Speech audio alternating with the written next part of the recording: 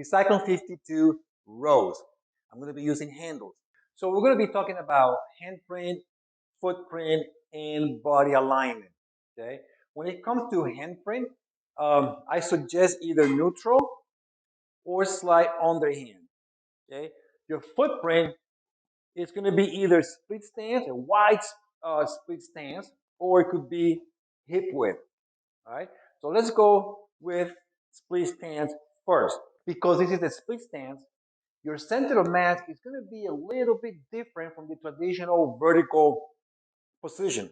Okay, you want to be slightly or biased towards that front leg. So I have my right leg forward. So I'm going to bend my body slightly to the right side, so I can, I can throw a line from my nose, my knee, and my third toe, and that means, what it means is that I'm trying to get into my new center of mass. Once I get into my new center of mass, that will give you a strong base. And then from here, you just perform your one arm row. And notice that naturally, I tend to, or I like to go from neutral to slide on the hand. You're not limited to perform the row in this stance here. I mean, you can also, keep bending to the right side. See, my trunk is bending to the right side. And notice how my grip changed. My left changed to overhand and my right to an underhand. And you can perform the same motion. Okay? These are just variation. And the opposite is true. I can change to the left side, but see my hand grip changes. My right is overhand now and my left is underhand. Okay? Now, one of the biggest benefits that you're going to feel here is how muscle tension changes on your upper back. Okay, so when your upper arm, let's say my right, is on top in an overhand grip, you're gonna feel more rear deltoid. But then when you are in the underhand here, like my left, you're gonna feel more your lats. Okay, plus you're gonna feel a lot of activation also on your front leg. Your front leg is loaded. Okay, from your anterior tibialis, some quad, but Lord, your butt is on fire too. That's an additional bonus. Okay? So and the same happen here. When you change to the opposite side, okay, now I'm feeling more lat on my right and real deltoid on my left. Okay? But my front leg is just still on fire.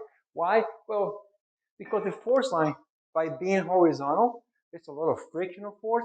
So my front leg works as an anchor point. See, notice my split stance is really wide, okay?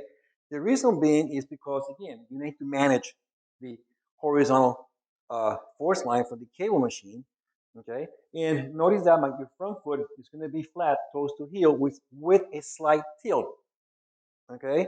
I'm going to be showing that in a minute as Jimmy is helping me here. See? I'm not straight like that. If you're straight like that, you're going to feel very unstable, okay? But with that slight tilt, you feel that your 5 toes really can grab on the concrete, on the floor, okay? Now, Jimmy, stay right there, Jimmy. And then I'm going to put this down for a second.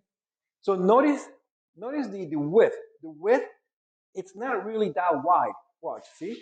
It's about hip width, okay? That's how wide I'm going, okay?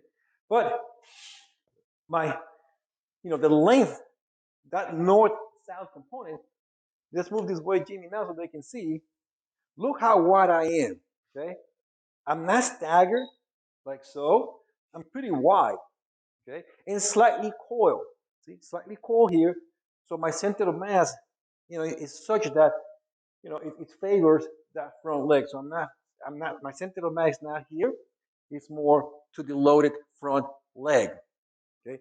Notice back heel is up, and because I'm coiling, see, my 5 toes are also grounded, can grab the floor.